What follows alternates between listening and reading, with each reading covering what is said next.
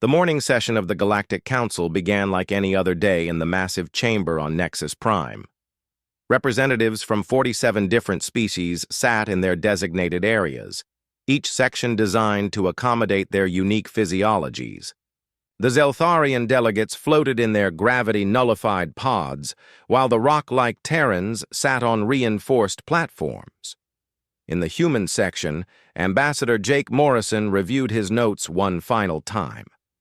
The day's agenda focused on the ongoing trade disputes between the Corvin Mining Guild and the agricultural worlds of the Outer Rim. Chancellor Vextar, the ancient Remnari who had presided over the council for nearly 2 centuries, called the session to order with a deep harmonic tone that resonated through the chamber's translation systems.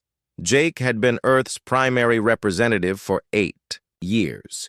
He knew every delegate by name, understood their cultural quirks, and had personally mediated dozens of conflicts that could have escalated into system-wide wars. Today, however, he felt different. The weight of recent council decisions pressed heavily on his mind. 3 weeks earlier, the council had passed Resolution 2847, limiting human participation in galactic affairs to advisory capacity only, and requiring oversight committees for all human-led initiatives. The vote had been close, but the message was clear. Many species felt that humans had become too influential, too involved in matters that didn't directly concern Earth or her colonies. The Corvin delegate, Ambassador Thokmiran, stood to present his faction's position on mineral rights. His translator rendered his guttural speech into smooth galactic standard. The humans have been manipulating trade routes to favor their agricultural partners, he declared. Their shipping companies control 70% of cargo movement in this sector, Jake could have responded. He had detailed evidence showing how human shipping had actually reduced costs for everyone, including the Corvins. He could have explained how human agricultural techniques had increased food production on struggling worlds by 300%. Instead, he remained silent. The Astrid representative, a blue-skinned humanoid named Kelandra, supported the Corvin position. Human medical teams are present on 18 worlds in our territory. While we appreciate their assistance, this level of involvement raises questions about sovereignty. Dr. Emma Sullivan, sitting beside Jake, shifted uncomfortably. She had spent the last 2 years developing treatments for a plague that had devastated 3 Astrid colonies. Her research had saved millions of lives, yet here it was being characterized as unwanted interference. Engineer Ben Carter, the 3rd member of the human delegation, had stopped taking notes entirely. His current project involved coordinating the construction of hyperspace relay stations that would revolutionize galactic communication. Apparently, even that was now considered overreach. Chancellor Vextar noticed the unusual silence from the human section. In previous sessions, Jake had been an active participant, often finding compromise solutions that satisfied all parties. Today, the human ambassador simply sat and listened. The debate continued for 3 hours. Species after species voiced concerns about human involvement in their affairs. The Zentari Empire complained about human peacekeeping forces being too effective, making other security services look inadequate by comparison. The Graxian Republic criticized human engineering standards as unnecessarily complex and expensive. Jake understood the subtext behind every complaint. Humans weren't being criticized for doing things wrong. They were being criticized for doing things too well. Every human-led project succeeded. Every human-mediated conflict found peaceful resolution. Every human innovation improved life across the galaxy. This consistent success had made other species feel inadequate. When Chancellor Vextar called for closing statements, Jake finally stood. The chamber fell silent, expecting his usual passionate defense of human actions and intentions. Instead, he spoke quietly into his translation device. "The Council has made its position clear," he said. "Humanity respects the sovereign right of all species to determine their own path forward. We will honor the spirit and letter of Resolution 2847. Jake began collecting his files and data tablets. Emma and Ben followed his lead, packing their materials with calm efficiency. Other delegates watched with growing confusion as the human delegation prepared to leave. Ambassador Morrison, Chancellor Vexitar, called out, "The session isn't concluded. We still have the matter of the Outer Rim agricultural subsidies to discuss." Jake paused at the chamber entrance. "With respect, Chancellor, the Council has determined that human involvement should be limited to advisory capacity only. I believe other delegates are perfectly capable of resolving these matters without our input." The massive doors closed behind the three humans, leaving the chamber in stunned silence. For the first time in nearly a decade, a council session would conclude without human participation in the final resolution. Outside the chamber, Jake activated his personal communicator. "Morrison to all human vessels and installations. Begin. Immediate implementation of Protocol 7. All non-essential personnel are to return to human space within 72 hours. Essential humanitarian operations may continue at local commander discretion." Emma looked at him with surprise. "Jake, Protocol 7 is complete withdrawal from Galactic Affairs." Jake nodded as they walked toward the spaceport. "The Council asked for limited human involvement. We're going to give them exactly what they requested." Station Commander Theclon of the Graxian Republic noticed the first signs of trouble on the third day after the human departure. The environmental systems on Nexus Station began displaying error messages that his engineering staff couldn't interpret. The massive space station housed over 2 million beings from dozens of different species, all dependent on carefully regulated atmosphere, gravity, and temperature controls. Chief Engineer Mordock, a skilled Graxian technician, stood before the main environmental control panel with growing frustration. "Commander, the atmospheric processors are running at 60% efficiency and declining. The backup systems keep triggering safety protocols we don't understand." Theclon examined the diagnostic readouts. The text was in Galactic Standard, but the technical terminology had been developed primarily by human engineers over the past 20 years. More troubling, the system logs showed that routine maintenance procedures had been performed every week by human technician crews. Those crews had departed with the rest of their species. "Contact the Zeltharian Engineering Guild," Theclon ordered. "They have advanced technical knowledge." 6 hours later, a team of Zeltharian engineers floated through the maintenance corridors in their environmental suits. Their leader, Zalfen, transmitted his findings directly to the command center. "The systems are more complex than anticipated. Human engineering integrates biological and mechanical components in ways our species doesn't typically employ. We can maintain basic functions, but optimization is beyond our current understanding." Meanwhile, on Corvin Prime, the situation was becoming desperate. Dr. Emma Sullivan had been treating a viral plague that had affected nearly 30% of the population. Her research had identified the pathogen and developed a treatment protocol that had reduced mortality by 90%. The local medical staff had copies of all her research files and treatment procedures. Dr. Kothmiran, the chief medical officer of Corvin Prime, stood in his laboratory surrounded by Emma's research data. The files contained detailed molecular analysis, treatment protocols, and prevention strategies. Everything was documented in precise scientific language, yet something was missing. "The human doctor's approach doesn't follow standard medical procedures," his assistant noted. "She combined treatments from completely different medical traditions." Kothmiran nodded grimly. "Her success rate was extraordinary because she thought differently than we do. She saw patterns that our medical training doesn't recognize. We can continue her treatments, but developing new approaches for viral mutations will be much more difficult." The plague had been evolving rapidly, requiring constant adaptation of treatment methods. Emma had been staying ahead of the mutations through intuitive leaps that combined her medical knowledge with pattern recognition skills that seemed uniquely human. 3 systems away, the Astrid Mining Consortium was experiencing its own crisis. Director Paul Johnson had overseen mining operations on 17 different worlds, each with unique geological challenges. His safety protocols had reduced mining accidents by 80% compared to previous years. Foreman Keltova stood at the entrance to Mine Shaft 7 on Astrid Prime, reviewing the latest safety reports. "We're following all the human safety procedures exactly as written," he told his supervisor. "But accidents are increasing daily." The supervisor, a veteran miner named Draktar, examined the incident reports. "The humans didn't just create safety rules, they created a safety culture. They taught us to think about preventing problems before they occurred. Following their written procedures isn't enough. We need to think like they did."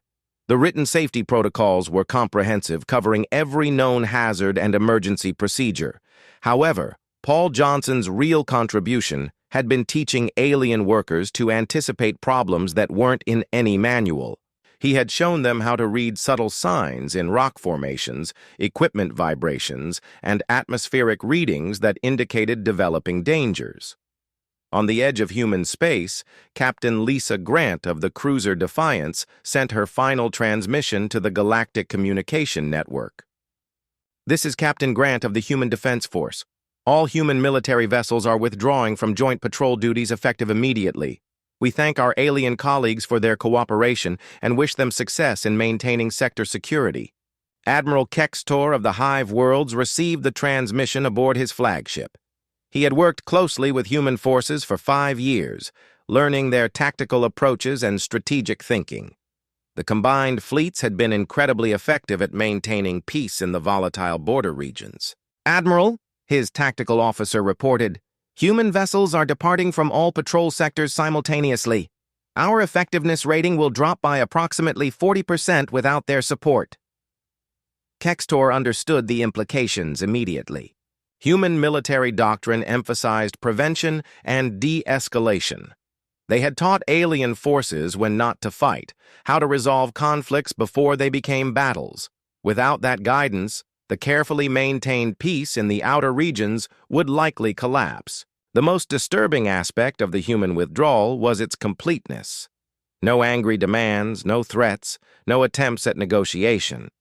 They simply left, honoring existing humanitarian commitments while ending all other involvement in galactic affairs.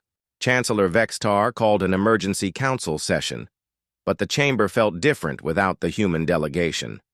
Debates that previously found quick resolution dragged on for hours. Compromise solutions that Jake Morrison might have suggested in minutes now seemed impossible to achieve. "Perhaps we should contact the human government directly," suggested the Zentari representative. "They are respecting our wishes," Vextar replied.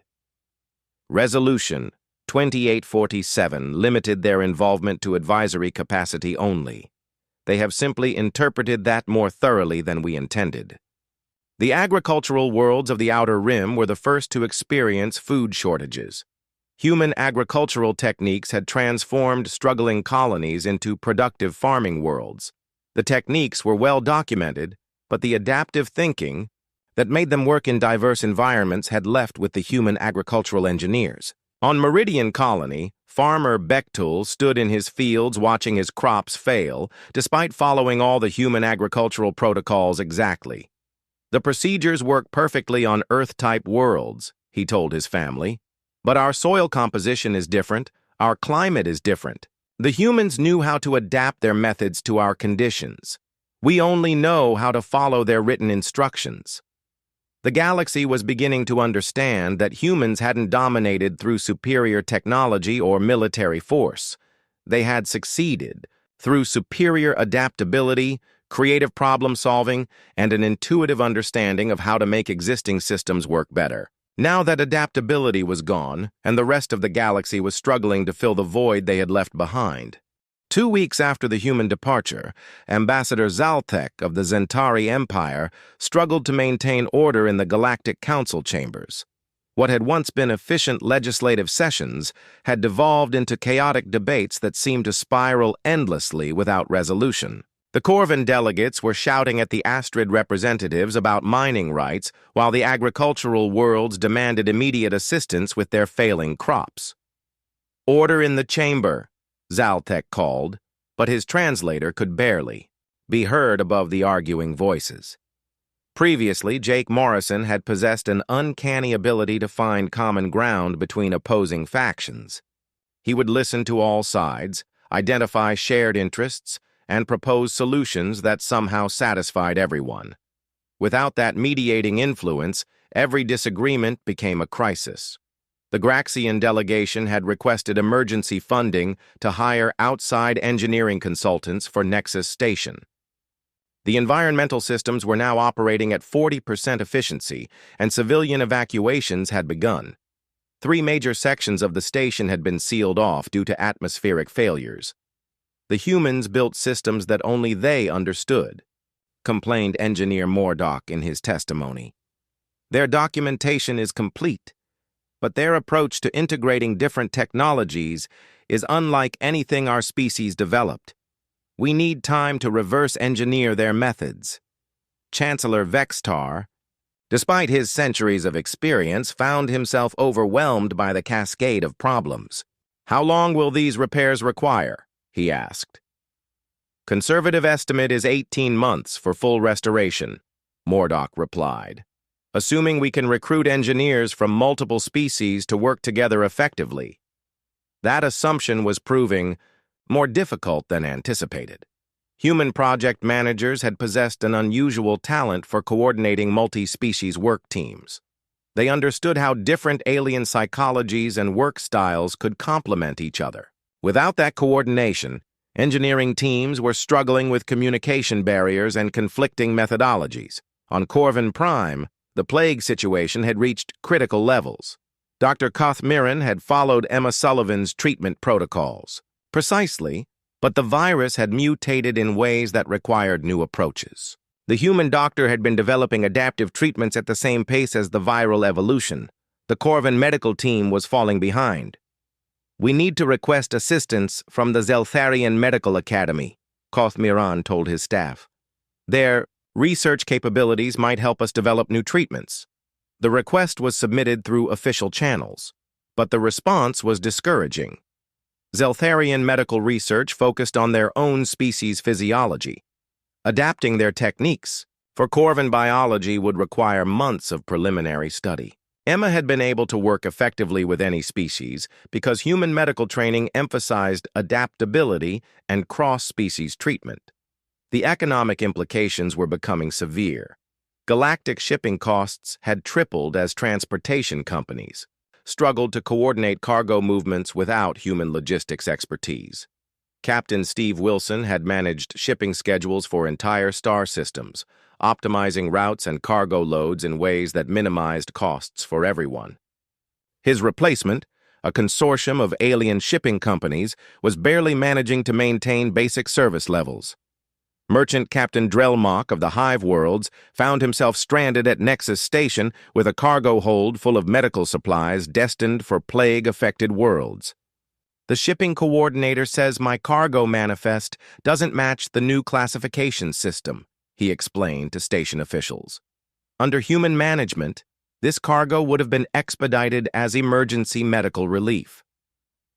The new alien shipping coordinators were following regulations precisely, but lacked the human ability to adapt rules to changing circumstances. Medical emergencies that would have received immediate priority under human logistics management were now caught in bureaucratic delays. In the Outer Rim, Commander Rachel Stone's departure had created a power vacuum that 3 different factions were trying to fill.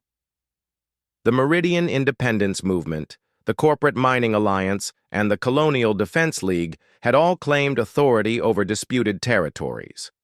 What had been a stable region under human peacekeeping was rapidly becoming a war zone. General Torpak of the Colonial Defense League had worked closely with Rachel during his training. "The human commander taught us that the strongest military response isn't always the correct one," he told his officers. "She showed us how to achieve objectives without fighting battles. Unfortunately, our enemies don't seem to understand that philosophy." Rachel's peacekeeping methods had emphasized understanding the root causes of conflicts rather than simply suppressing their symptoms. She had spent months learning about local cultures, economic pressures, and historical grievances before developing strategies that addressed underlying problems. Her replacement commanders were trained for military victory, not conflict resolution. The hyperspace beacon network was experiencing cascading failures that threatened interstellar communication across 3 sectors. Engineer Ben Carter had been coordinating the installation of new relay stations while maintaining existing infrastructure. His systematic approach had ensured that maintenance schedules didn't interfere with communication traffic. Chief Engineer Velton of the Astrid Technical Guild stood before a failed beacon relay, studying diagnostic readings that made little sense. The human engineer's maintenance schedules seemed excessive at the time, he admitted to his team. We're discovering that each procedure was designed to prevent multiple types of system failures simultaneously. The beacon network had been designed for redundancy, but human engineering had optimized the redundancies in ways that alien engineers didn't fully understand. What had seemed like over-engineering was actually elegant integration of backup systems that supported each other in complex ways. Most disturbing was the complete silence from human space. No distress signals, no requests for negotiation, no attempts to interfere with galactic affairs. Long-range sensors detected normal activity within human territory, but all communication with Earth and her colonies had ceased except for essential humanitarian missions. The communication buoys at the edge of human space transmitted a simple message every 6 hours.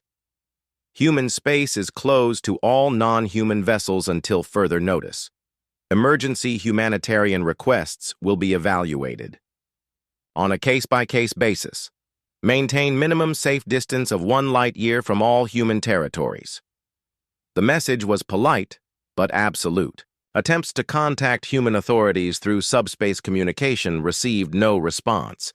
It was as if humanity had simply decided that the rest of the galaxy no longer existed.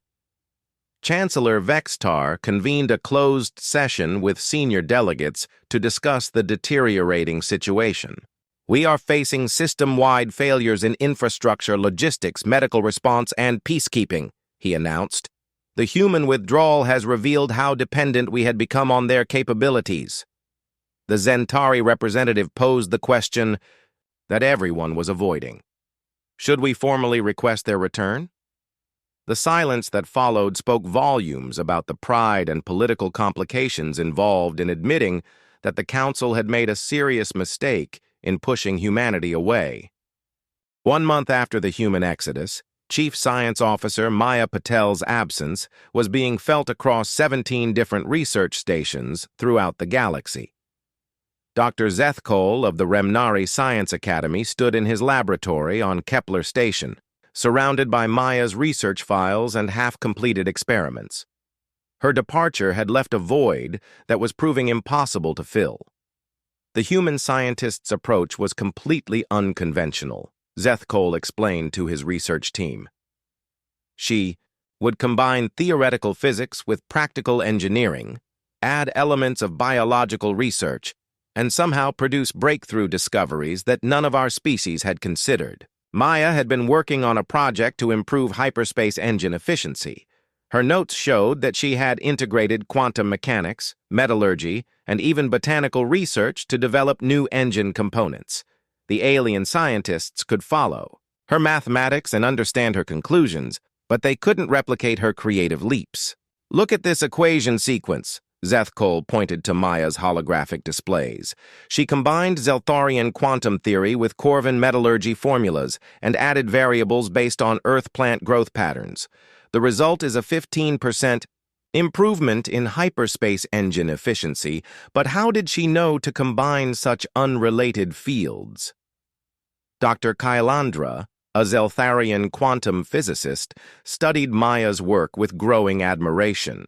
Human thinking appears to be fundamentally different from ours. We specialize deeply in specific fields. They seem to see connections between everything. The research station's productivity had dropped by 60% since Maya's departure. Projects that had been advancing rapidly were now stalled as alien scientists tried to understand human research methodologies. The most frustrating aspect was that Maya's work was completely documented, but her intuitive problem-solving approach couldn't be captured in written form. Across the galaxy, similar scenes were playing out in dozens of research facilities. Human scientists hadn't been hoarding knowledge or maintaining technological superiority through secrecy. They had been sharing everything freely while bringing a unique perspective that enhanced everyone else's work. The galactic stock markets were in complete chaos. Financial analyst Grokmiran of the Hive Worlds studied economic projections that grew worse each day. Human involvement in galactic commerce wasn't just about their own trade, he reported to his supervisors. They optimized everyone's economic efficiency. Shipping costs had increased by 300% as cargo companies struggled without human logistics coordination. Agricultural production was declining as worlds lost access to human farming techniques.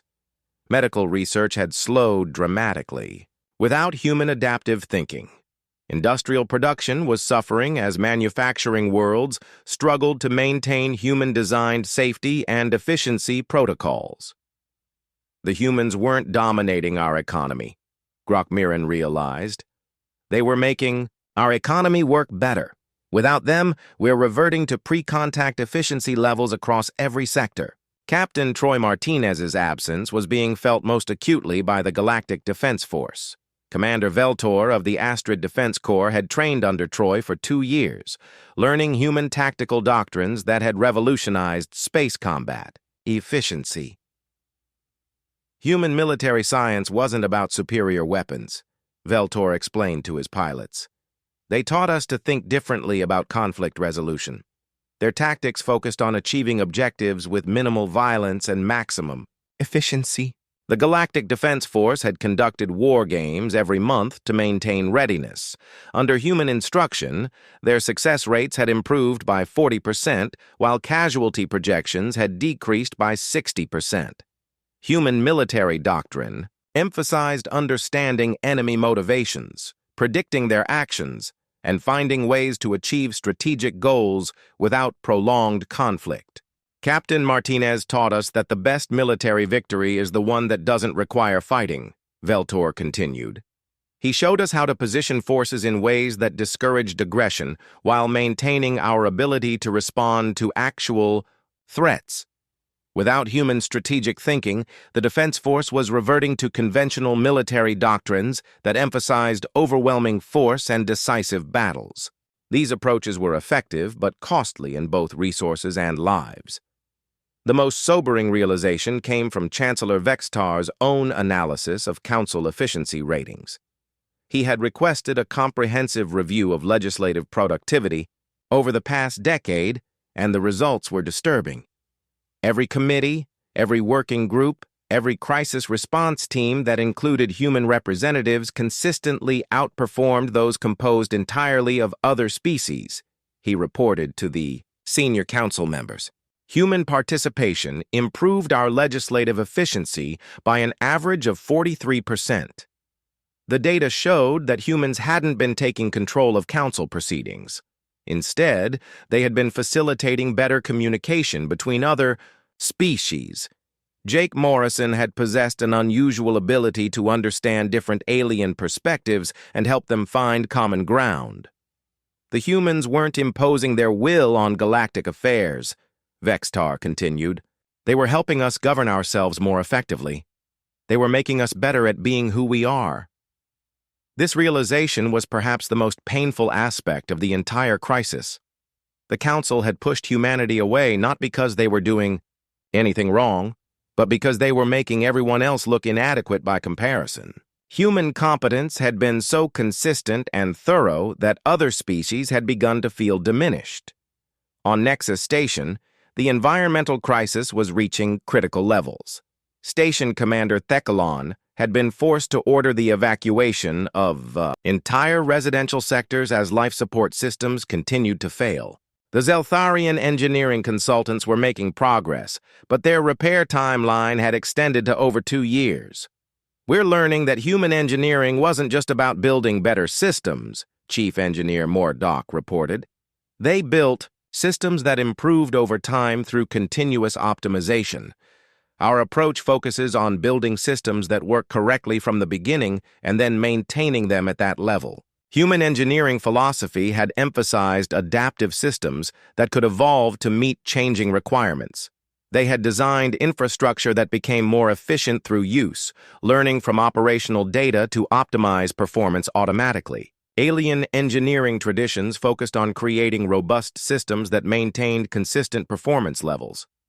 The difference was becoming critical as galactic infrastructure aged beyond its original design parameters. Human-managed systems had been continuously improving their efficiency and capabilities. Systems managed by other species were beginning to show their age and limitations. Dr. Kothmiran on Corvin Prime had received assistance from medical teams from 4 different species, but the plague continued to spread faster than they could develop treatments. The human doctor's success wasn't due to better medical knowledge, he admitted in his latest report. She succeeded because she thought about medicine differently than any of our species do. Emma Sullivan had approached each patient as a unique individual requiring customized treatment rather than a case study to be treated according to standard protocols. Her medical philosophy had combined scientific rigor with intuitive adaptation that had produced extraordinary results across multiple species. The galaxy was beginning to understand that humanity's greatest contribution hadn't been their technology or their resources. It had been their way of thinking, their approach to problem-solving, and their ability to see possibilities that other species missed. That perspective was now gone, and its absence was being felt in every aspect of galactic civilization. 3 months after the human departure, a desperate coalition of galactic species assembled the largest diplomatic fleet in recorded history. Admiral Kextor of the Hive Worlds commanded the expedition, which included representatives from every major civilization in the galaxy.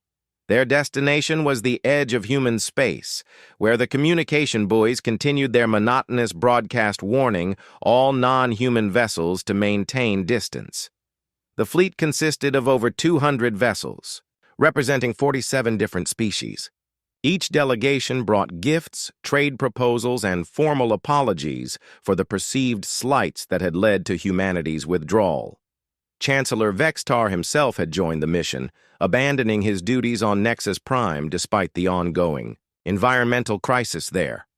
"This is Admiral Kextor commanding the Coalition diplomatic fleet," he broadcast as they approached the human border. "We request permission to enter human space for emergency negotiations. The galactic situation has become critical." The response came within minutes, transmitted from just inside the border by a familiar voice. Admiral Carol Davis had worked closely with Kextor for 5 years on joint military operations. Her tone was professional but distant. "Admiral Kextor, this is Admiral Davis. Your fleet is welcome to maintain position at the boundary marker. I'll meet with your diplomatic team at the neutral station on Checkpoint Alpha. Maximum delegation size is 12 individuals." Kextor felt both relief and apprehension.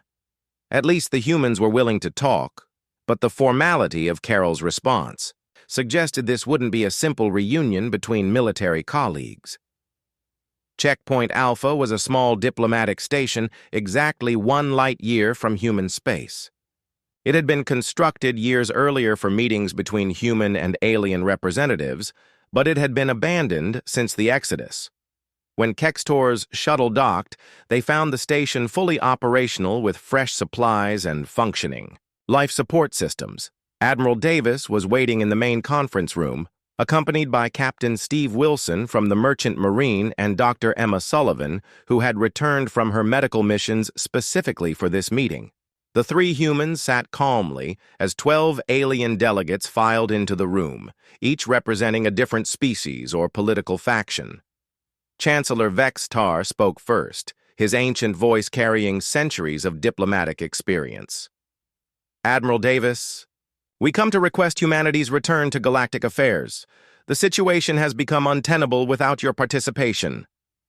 Carol Davis listened without expression as Vextar described the cascade of failures affecting every aspect of galactic civilization. Nexus Station's environmental collapse, the spreading plague on Corvan Prime, the economic chaos, the deteriorating security situation in the Outer Rim, and the breakdown of the communication network. We understand now that we made a mistake, Vextar concluded. Resolution 2847 was intended to address concerns about human influence, but we didn't anticipate the consequences of reduced human involvement. Admiral Davis considered her response carefully. Chancellor, we appreciate your candor, but I'm not sure you fully understand the situation. The Council didn't just limit our involvement. You told us that our help wasn't wanted.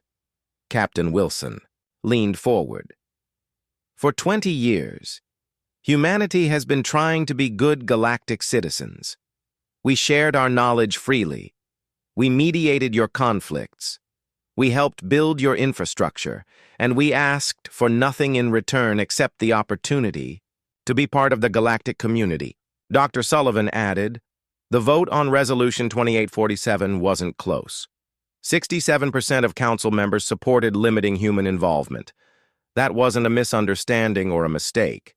That was the clear will of the galactic community. The alien. Delegates shifted uncomfortably. Zalthek of the Zentari Empire attempted to explain. The resolution was intended to address specific concerns about human influence in sensitive areas. We didn't intend for humanity to withdraw completely from galactic affairs. Admiral Davis's response was calm but final. The resolution placed oversight committees on all human-led projects and limited our participation to advisory roles only. We simply implemented your decision more thoroughly than you expected. Kextor, drawing on his personal relationship with Carol, tried a different approach. Carol, we've worked together for years. You know that many of us value human contributions to galactic civilization. Can't we find a compromise that addresses everyone's concerns? Admiral, Carol replied, using his formal title. When the Council passed Resolution 2847, humanity took it as a clear message about our place in galactic society. We've accepted that message and adapted accordingly. Dr. Sullivan presented a datapad containing recent reports from human space. While the galaxy has been dealing with these challenges, humanity has been focusing on internal development. Our colonies are thriving, our research programs have accelerated, and we're making breakthrough discoveries in every field of science. The implications were clear without being stated directly. Human civilization was advancing rapidly without the burden of managing galactic affairs. They were building something new, while the old galaxy struggled with problems they had helped solve for decades. Captain Wilson outlined humanity's new policies. We'll continue to honor existing humanitarian commitments to worlds that specifically request assistance. Medical emergencies, natural disasters, and refugee situations will receive immediate human response if requested through proper channels. However, Admiral Davis continued, we will not be resuming general participation in galactic affairs, trade coordination, infrastructure management, or military cooperation. Humanity is pursuing an independent path forward. Chancellor Vexatar made one final attempt. What would it take for humanity to reconsider this position? The galaxy needs your capabilities and your perspective. Admiral Davis stood, indicating the meeting was concluding. Chancellor, the galaxy made its position clear through democratic process. We respect that decision and we're honoring it. Humanity will continue to grow, to explore, and to help those who specifically ask for our assistance. But we will not impose ourselves where we're not wanted. Dr. Sullivan added, the door remains open for individual cooperation on specific projects where human assistance is explicitly requested. We bear no ill will toward any species, but we're focusing our energy on building our own future rather than managing galactic politics. As the alien delegates prepared to return to their fleet, Captain Wilson delivered a final observation that would haunt galactic politics for years to come. The galaxy wanted independence from human involvement. We're simply giving you exactly what you asked for. The diplomatic mission returned to Nexus Prime, with the sobering realization that humanity wasn't angry or vindictive. They were disappointed and had chosen to move on. The most powerful response to rejection had been acceptance. And now the galaxy had to live with the consequences of its choice. Admiral Kextor's final report to the Council was brutally honest. The humans aren't coming back because they don't need us anymore. We built a galaxy that couldn't function without them, then told them they weren't wanted. They've taken us at our word. The Coalition fleet dispersed, carrying the news that humanity had evolved beyond galactic civilization, while the rest of the galaxy struggled to maintain what humans had helped them build. 1 year after the quiet departure, President Susan Clark of the United Earth Federation stood before the assembled media in the capital city of New Geneva. Representatives from human colonies across known space had gathered for the anniversary address, but no alien observers were present. Humanity had moved forward, and the galaxy felt increasingly distant from their daily concerns. Fellow citizens, President Clark began, today marks 1 year since humanity chose to focus our energy on our own growth and development rather than managing galactic affairs. I want to share with you the remarkable progress we've achieved during this period of independence. The statistics she presented were staggering. Human colonies had expanded their population by 12% through natural growth and improved living conditions. Agricultural production had increased by 30% through advanced techniques that were no longer being shared with other species. Industrial output had grown by 25% as human engineers focused on optimizing their own infrastructure rather than maintaining alien systems. Our research programs have accelerated beyond all previous projections, Clark continued. Without dedicating our best minds to solving other species' problems, we've made breakthrough discoveries in quantum physics, biotechnology, and hyperspace engineering that have advanced human civilization by decades. Dr. Maya Patel, now serving as Director of Advanced Research, presented some of these achievements. Her team had developed hyperspace engines that were 40% more efficient than anything previously known. They had created medical treatments that extended human lifespan by an average of 15 years. Most remarkably, they had begun construction of generation ships capable of reaching galaxies beyond their current region of space. The universe is vast, Dr. Patel explained.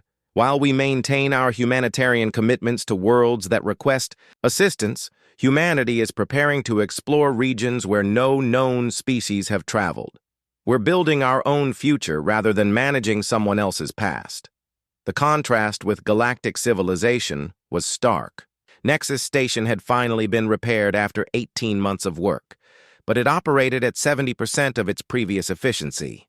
The Corvin plague had been contained but not eliminated, resulting in permanent genetic damage to the population. The Outer Rim conflicts had settled into an uneasy peace, maintained by overwhelming military force rather than diplomatic resolution. Chancellor Vextar, now serving his final term due to his perceived failure in the human crisis, struggled to maintain order in council sessions that regularly devolved into chaos. Without human mediation, every disagreement became a crisis requiring weeks to resolve. Legislative productivity had decreased by 60% despite increased session frequency. We are governing a galaxy in decline, Vextar admitted in his private notes. Every system that humans helped optimize is slowly degrading. Every innovation they introduced is being forgotten as we lack the perspective to maintain their improvements. The economic situation had stabilized at a much lower level of efficiency. Shipping costs remained 3 times higher than during human management. Agricultural worlds struggled with reduced yields as they couldn't adapt human farming techniques to changing environmental conditions. Medical research had stagnated, as alien scientists lacked the creative thinking that had driven human breakthroughs. Most disturbing were the reports filtering in from long-range exploration missions. Human ships were being detected in previously unknown star systems. establishing colonies and research stations in regions that were months of travel beyond the current galactic frontier. Humanity was expanding in directions that other species hadn't even considered exploring. Captain Troy Martinez, now commanding the exploration vessel Pioneer, had led missions to 17 new star systems in the past year.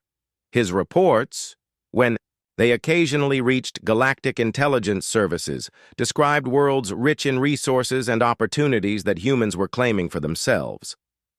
Human expansion is accelerating, reported intelligence analyst Korthmek to the Galactic Defense Committee. Their new hyperspace technology allows them to travel distances that would take our ships months to cover. They're establishing a separate civilization beyond our reach. The most painful realization for many alien leaders was that humanity's departure had revealed their own limitations. Without human innovation driving progress, galactic civilization had stagnated. They were maintaining existing technology and infrastructure, but no longer advancing in any meaningful way. Dr. Zeth Cole, still struggling with Maya Patel's research files, had made this observation in his latest scientific journal. Human thinking was fundamentally different from ours. They saw possibilities where we saw problems. They found connections where we saw separate issues. Without that perspective, our scientific advancement has slowed to a crawl. Individual worlds had begun, making discreet requests for human assistance, usually during medical emergencies or natural disasters. These requests were typically honored by human medical teams or disaster relief specialists who arrived quickly, solved the immediate problem efficiently, and departed without engaging in broader diplomatic contact. Dr. Emma Sullivan had led medical missions to 14 different worlds during the past year, but her interactions were strictly professional. She provided treatment, trained local medical staff, and left detailed instructions for continued care. There was no social interaction, no cultural exchange, and no discussion of broader galactic affairs. The humans help when asked, reported Medical Administrator Kyle Mirren after Emma's latest visit to treat a viral outbreak. But they're no longer interested in being part of our community. They treat us like patients to be healed rather than colleagues to work with.